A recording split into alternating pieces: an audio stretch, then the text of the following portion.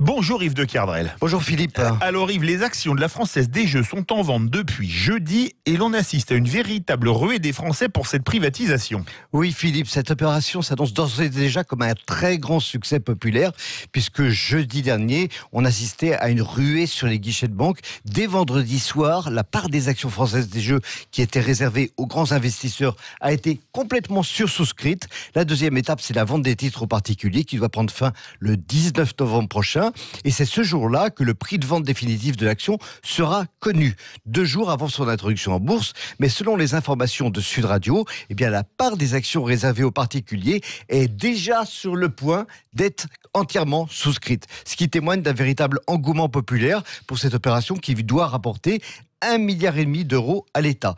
Comme la demande de titres est très forte, eh bien, il est probable que le prix de vente définitif des actions se situe dans le haut de la fourchette, c'est-à-dire autour de 19,50 €. Est-ce que cela signifie que les Français qui boudaient la bourse ont retrouvé l'envie d'investir en actions, Yves? Alors franchement, je ne crois pas du tout. Il faut voir cette opération comme un cas très isolé d'une société qui est par nature populaire. Tout le monde connaît la Française des Jeux, les tickets de loto et évidemment les paris sportifs qui se développent énormément. Et puis personne n'ignore que cette société qui assure le monopole des paris en France est aussi très rentable. Tous ceux qui achètent des actions savent que quoi qu'il arrive, sur le plan économique, les bénéfices de la Française des Jeux progresseront. Il s'agit donc d'un placement avec les avantages de la bourse, mais sans les défauts, c'est-à-dire sans les risques. Les actionnaires qui décaisseront 19,50 € par action devraient déjà encaisser dès le printemps prochain un dividende de 64 centimes par titre.